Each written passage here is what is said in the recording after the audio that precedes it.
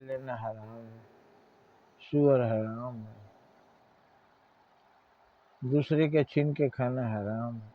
ये हराम का मतलब क्या? अधर्म होता है। अगर हराम माने आपको मना किया गया है, वो आपको नहीं खाना, वो विष है। विष जैसे नहीं खाते हैं वैसे उसको नहीं खाना। तो ये हराम शब्द का करके उन्होंने तो सारी बातें वही समझाई जो आप सारा सनातन में समझाते हैं। धर्म करो, अधर्म नहीं। वही अधर्म ही वहाँ हराम है। क्या फर्क है दोनों में बताइए? बुरी चीजें हराम है, अच्छी चीजें हराम है। बुराई हराम है, तो हराम शब्द कह करके लोगों को समझाया गया और बहुत अच्छी तरह लोग समझते हैं, बोलते भी हैं। शराब हमारे लिए हराम है, जुआ खेलना हमारे लिए हराम है,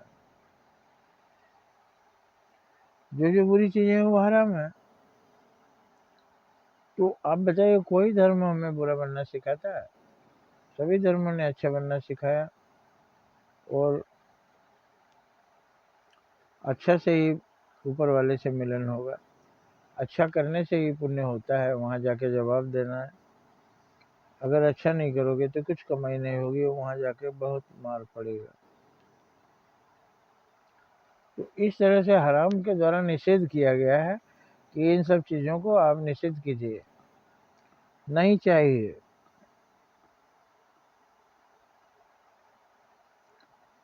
और इसी बहाने समझाया गया कि जो नहीं चाहिए, मतलब क्यों नहीं चाहिए? क्योंकि वो हराम है, क्योंकि वो अधर्म है, क्योंकि वो बुराई है, क्योंकि वो हमें मंजूर नहीं है।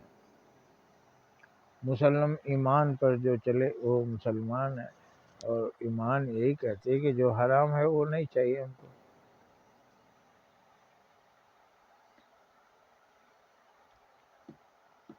तो इस तरह से बताने का एक तरीका है कि क्या करो क्या नहीं करो। और सीधी बात है कि सभी धर्मों ने हमें अच्छा बनने के लिए कहा है, बुरा बनने के लिए किसी ने नहीं कहा। इसलिए मैं जो करने के लिए कह रहे हैं वो सब अच्छा ही होगा। अगर कोई कुरान का नाम लेकर कोई ऐसी बात हमको बता रहा है जो अच्छा नहीं है, तो उसका मतलब वो कुरान में नहीं होगा, हम कह सकते हैं। उस तरह से सब वो धर्म में नहीं आता है, वो अधर्म होगा। जो अच्छा नहीं है वो तो अधर्म है। जिससे लोगों का भला नहीं हो, वो अधर्म है। अब आप कह रहे हैं भला कि जैसे मान लीजिए चोरी के पैसे से किसी को खाना खिला दें तो वो खाएगा ना, पेट भर जाएगा ना। लेकिन वो हमारी आदत बन जाएगी, फिर हम वही करके खाएंगे और बुरा इंसान बन जाएंगे।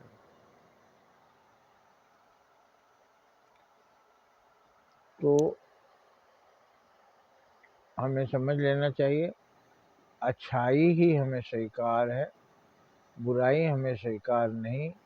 बुराई ही हराम है। किसी की जान बचाना हमारे यहाँ मना नहीं, लेकिन किसी मासूम की जान लेना हराम है, जायज़ नहीं है। जायज़ नहीं है मतलब हराम है, निषेध है, मुझे नहीं चाहिए।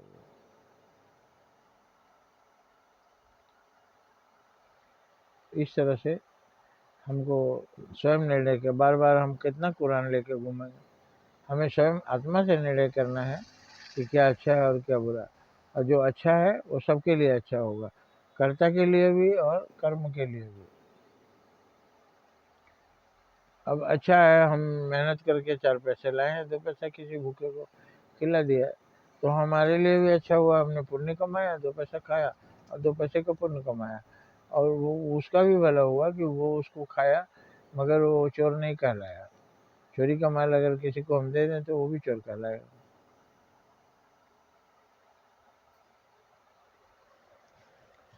तो जो बुरा है वो सब तरह अच्छा कौन है? जो सबके लिए अच्छा, फायदेमंद। कुछ आप अपना दिमाग भी खर्च कीजिए और सोचिए क्या अच्छा है और क्या नहीं। जिसका परिणाम बुरा हो वो बुरा है, जिसका परिणाम अच्छा हो वही अच्छा है। परिणाम देख करके हम बताते हैं।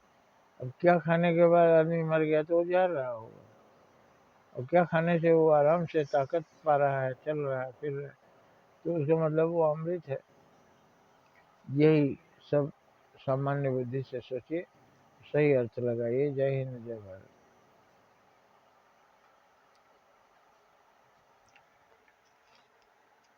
बिल बना दें।